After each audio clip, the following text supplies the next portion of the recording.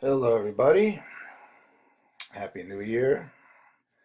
It is your friend Rick. It is January the 7th, 2018. If you need to reach me, my email is rick, R-I-C-K, 0327 at me.com. Please email me with a brief email, okay, if you're interested in making a donation to receive my paperwork.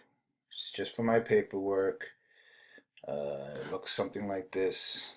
You know, many have many of them for all kinds of different scenarios, but it looks something like this. This is just one. Okay, and what you have to do is you're gonna have to add your own information, and it comes with instructions. Okay, and there's many affidavits for many different scenarios. I overdo it.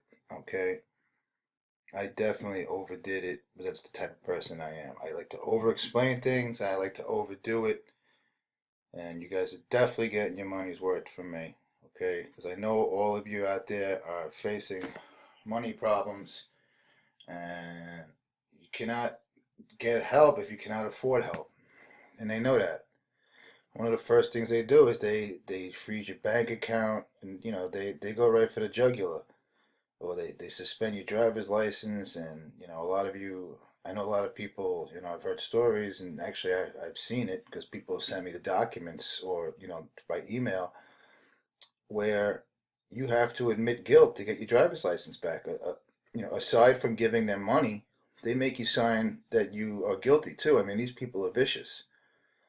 All right, so you have to know your rights. You have to learn your rights. It's very important. Okay. Somebody asked me, I can't make any guarantees. All right, nobody can, because there's many different factors. One of the main factors is we're dealing with criminals. Okay, we're dealing with bullies.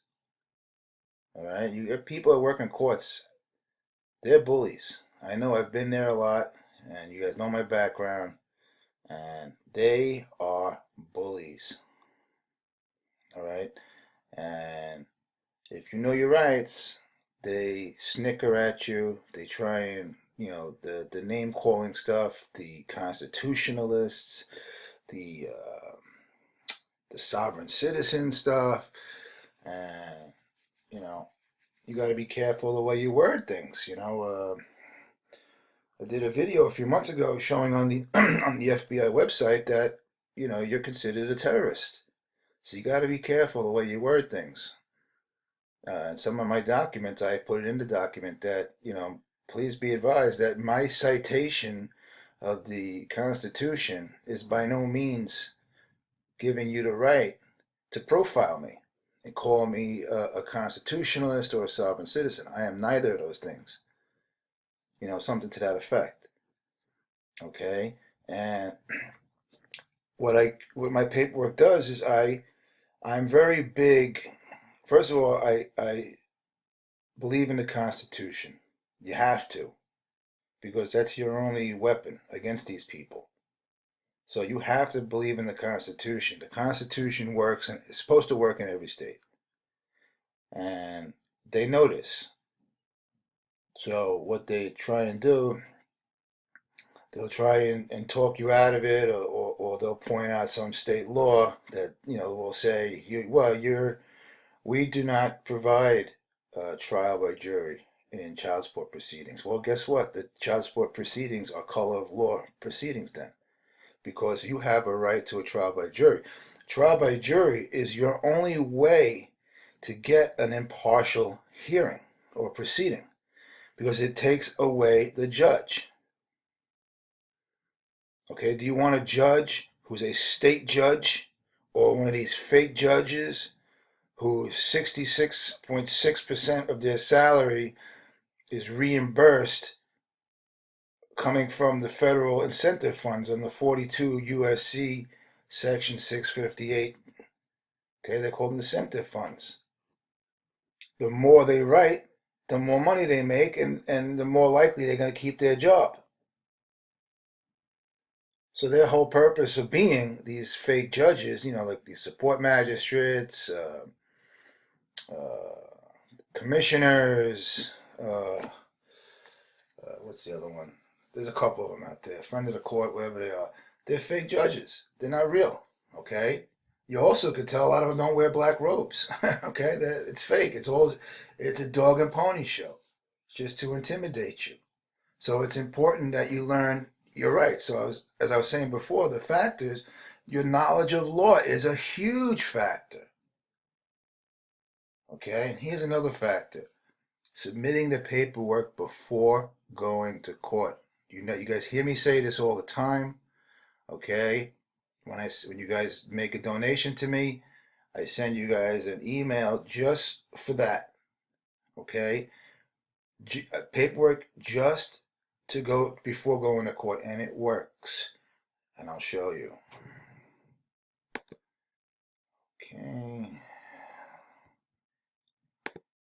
All right. Case dismissed without prejudice. All right. Rick, my name is. I donated to you and used your paperwork in court. The court was Arizona Superior Court, Maricopa County family. I went to court this morning, and the petitioner, my ex, was not there. The court-appointed attorney said to me the case was at 8:15. It is now 8:30. I am dismissing this case. You will get a letter in the mail. However, this case is dismissed without prejudice, which means it can be reopened again. Okay, the attorney noted the case can be put up again. Rick, thank you. I feel maybe your paper, well, not maybe. Okay, pal, it wasn't maybe. It was definitely. Okay, a lawyer will not dismiss something if there's no dismiss paperwork before him or her. Okay, no. So don't think for a second that he didn't read the paperwork. Okay. So guess what? This guy doesn't have to worry about paying child support right now. Now, what I made for him is this. It's a notice of petition for a counter. Come on, notice of petition for counterclaim. He's going to file a counterclaim and for dismissal with prejudice under Federal Rule 12b6 for failure to state a claim. And default, because as part of the paperwork that he sent in was the special appearance and demanding to see evidence of an injury in fact. And she didn't respond with it. Don't think, and here's another thing. Don't think that the women, or, men, mostly women though, they don't read the paperwork as well. So they get intimidated as well reading this stuff. They're not lawyers. Okay? So she may have read it and she didn't show up. Guess what? Case dismissed. That's it. Dismissal. There's a victory, guys, by filing my paperwork. Okay? So we chalk that one up. We can say goodbye. And you know what? He doesn't have to worry about his check being garnished. Also, he's going to file a counterclaim asking for a dismissal with prejudice, and he's going to give the reasons why. Okay? All right. So now, what we're doing now, before you go to court, you're going to submit a notice to the court for the nature and cause for the proceedings. They're also, if it's a criminal matter, they're called bill of particulars. Okay? Now, they don't like these things, the courts, because they don't like you asking questions that could end the case. All right? What you're doing is you're asking the prosecution. By the way, in these child support proceedings, I'm very confused as to who the prosecutor is. Because the judge is not supposed to be the prosecutor. The judge, or the fake judge, is supposed to be an impartial person, a trier of facts and evidence. So I don't know who the prosecutor is. Well, the prosecutor is usually the petitioner. That's the way it's supposed to work. Okay, the petitioner or the plaintiff. All right, that's the same thing, guys. So don't ever get confused with that. So like right here, you'll see plaintiff, it's petitioner. All right, don't get confused. But you're allowed to ask the question knowing the nature and cause. So what I do is I call it nature and cause because If I called it a bill of particulars, they'll because they look for any reason to dismiss these things, any like procedural reasons. So they'll say, well, this is not a criminal matter, and you can only ask bill of particular to the prosecutor, blah blah blah, that nonsense. So we need to know the nature and cause. My man Joey in Joey in Hawaii, uh, ethical anarchism articulated. What they do is, what he teaches everybody to do is, when you're going what they call arraignment, which is a scam. What they do is they kidnap you and bring you into another court. And what he does is you demand to know the nature and the cause. What's the nature? What's the evidence of jurisdiction? Objection, objection, objection, objection. You want to see some funny stuff? Go to his channel. He has his videos of a hero, some guy in Portland, Oregon. You listen to the guy's voice. He has like a mousy type voice, but he's like 8 foot tall in court. Okay, don't let his voice fool you. But anyway, you need to know the nature and cause in order to defend yourself properly. Okay, so let's look at this, right? Nature and cause for the proceedings. Demand for discovery of evidence of an injury in fact to support the claims made by the petitioner. We're invoking rights, right? You don't have rights unless you invoke them into the court. If you don't state you don't state your rights in the court, you don't invoke them, they don't exist. That way, it's by invoking your rights, you're not waiving your rights, okay? Your rights and privileges of due process of law, invoking rights. That's my cat in the cat litter, so excuse him while he's going to use the restroom. The privileges clause on the Article 4, Section 2. All right. Fact, the respondent has the right to know the nature and cause of the claims made by the petitioner, plaintiff, that he or she suffered an injury in fact. All right. Hold on a second. I forgot something. I did something. I'm doing this the hard way. All right. Just hang in there for a second. Make it easier for you guys. I totally forgot that I did this. It'd be a wait. There you go. My PowerPoint slides. Oh, thanks for watching the videos with my Saving the Bird. Yes, I like to help people and I like to help animals. I'm a lover of animals. I love animals, As I get older, I don't even like to kill an insect, okay? Where like when I was a kid, I was a maniac. I used to take flies and throw them in spider webs and stuff. I wouldn't do that anymore. But anyway, thanks for all the kind words. All right, and listen, I want to thank a lot of you for the comments you make in my videos. I don't get back to these anymore. I'm kind of busy. But trust me, I appreciate all of them. All right? Except if you're a troll. If you're a troll, go F yourself. All right? All right, so, okay. You must demand to know the nature and cause of the proceedings. Fact, the undersigned, we did that before. Fact supported by the Supreme Court of the United States. Hold on a second here. Let me make this bigger. All right. One more time. All right, so. A fact. These are facts supported by the Supreme Court. They're not my facts. They're not my opinions. They're the opinions of the Supreme Court, the highest court on the land. All right? And hopefully all you guys are knowing this case, Lujan, Secretary of the Interior versus Defenders of Wildlife. I know my man Doug Moomey. Go check out his channel, Douglas Moomey. He's doing a great job over there. And he has my paperwork, and he will show you how he's using them and how he's getting a response. Okay, he's a dangerous man to these people now because he's using my paperwork, but he's doing the research. So he's just using these as tools. He's using his research and his understanding of the law to defend himself. That's the factor that I cannot help you with. You have to do that yourself. Okay. If the courts think for a second you don't understand what you're submitting, they know that somebody else wrote this for you, that's not a good thing. Okay, so it does help if you are able to support what you submitted that I wrote, okay, by understanding it. That's what these videos are for, okay? And of course, if you get the paperwork from me, I have no problem. You could ask me questions, okay? Just, if you don't ask me questions that you can get an answer by Google, okay? It's important that you learn how to do these things, okay?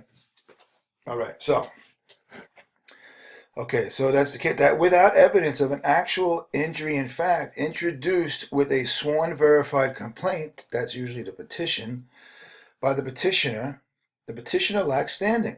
The petitioner has to have standing to be in a court, even in these sham hearings.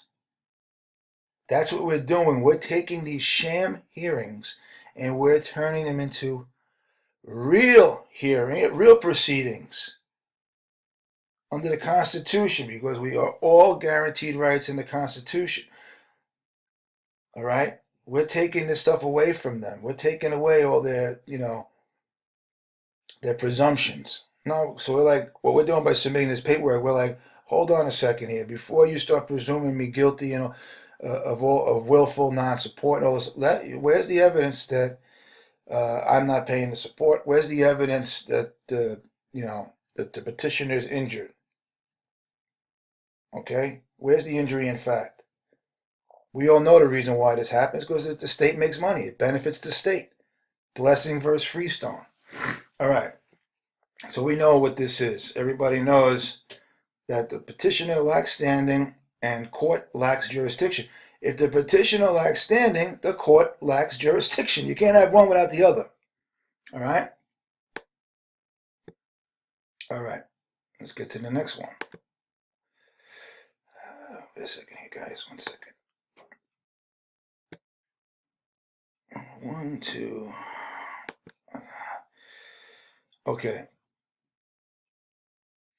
Fact, the petitioner or the plaintiff has the burden of proof and a constitutional minimum standard to introduce evidence showing the petitioner suffered an actual injury in fact caused by the respondent, caused by the conduct of the respondent. That's you. No evidence of an actual injury in fact, then the petitioner lacks standing. We went through this, right? We just went through this. So, to satisfy Article 3 standing requirement, a plaintiff must show, now this is another case. This is U.S. Perry Court of Appeals, but what they did was this is a citation, another citation based off of Lujan.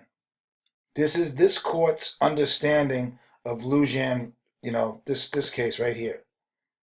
Okay, remember I showed you guys on the Google Scholar that you hit on this case, and then you click where it says how cited, and it shows you how other courts are citing this, that other courts' interpretation of this here. Okay, so this is U.S. Perry Court of Appeals, 6th Circuit, High Courts.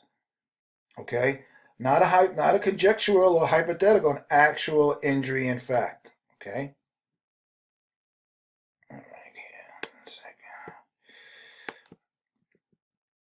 Okay. Fact. Equal protection of law under the 14th Amendment requires this court to remain impartial. They have to remain impartial. We know that they're not, but you're going to force them by submitting this paperwork. Okay?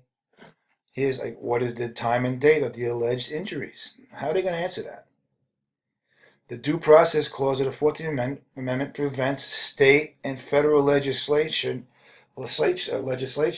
from infringing upon people's rights. See, that's what the Constitution is for, and due process is actually to prevent the legislature from making laws that are unconstitutional.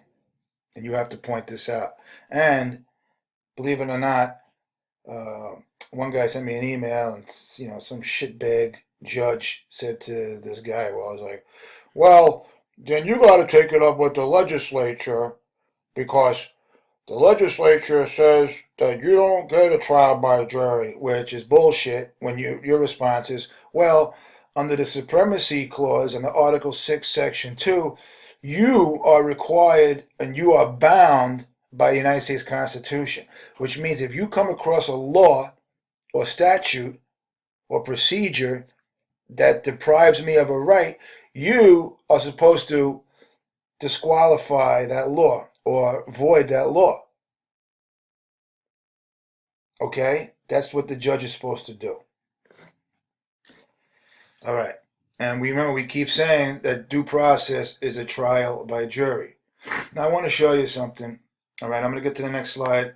You guys can read this, right? Let me get to the next slide because you guys seen all of this thing. I want you guys to, okay?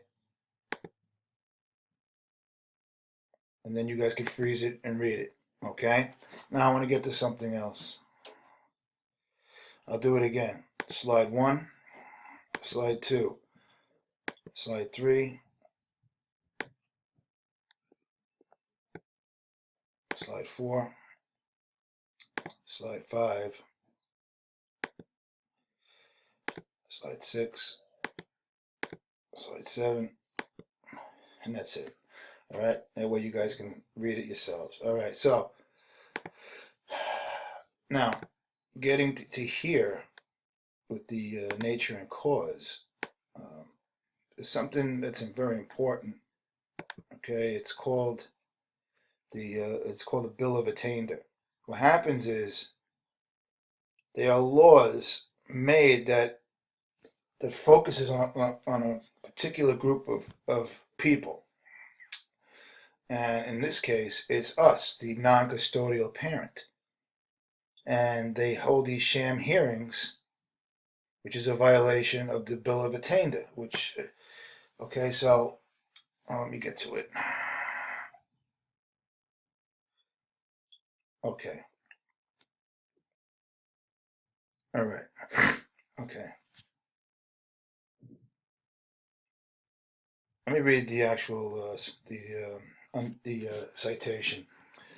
The Supreme Court has explained that a Bill of Attainder is a law that legislatively determines guilt and inflicts punishment upon an identifiable individual or group of individuals, right?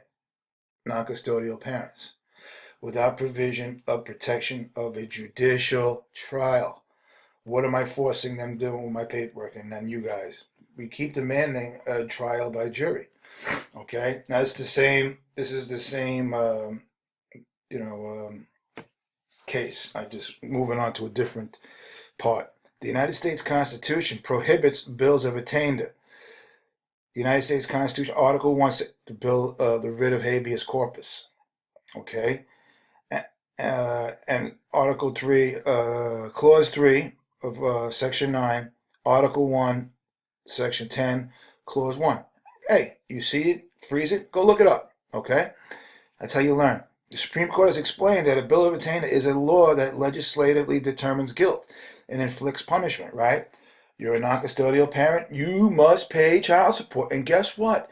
You have to pay child support through our state established child support collection agency, for which we get paid to do it. That's a punishment.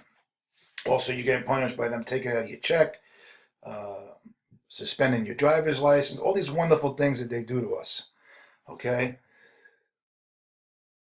So we went through this already. Holding that a law prohibiting now there's three elements, all right? There are 3 requirements for a Bill of Attainder. 1, specification of the affected person or persons. That's the non-custodial parent. Okay? They change your name from a man or a woman and they make you a non-custodial parent. All right? Punishment. Oh, that's a punishment to me. Being forced to pay a specific amount of money, whether or not I could afford it or not, telling me I have to go out and get a job. Then you're going to suspend my driver's license. And then when I have to, or you arrest me for allegedly in contempt of some bullshit fake order. And then you force me to pay bond for which they seize the money. Okay? Oh my God, I hate these people. All right, and part 3, lack of judicial trial. That's the reason why we demand a trial by jury. All right, and this is the case law right here, and they're citing the United States versus Brown. Okay, 1965. And I believe that had something to do with the selective service with the draft or something like that. All right. Okay. fact, the undersigned respondent has a right to demand discovery of evidence, and that's all you're going to find out in the slides. All right, but again, it's important that you guys submit paperwork before going to court. All right, so I hope, and I'm going to do a video about bill of attainder. My man, Osiris, did a video on it about a year and a half ago. Okay, so he covered it before, but I'm going to cover it again because it ties into what we're doing. Okay, so all right, so I'm going to close this video down. I hope it helped some people, and have a great new year, and I'll talk to you guys in a day or two. Okay, bye.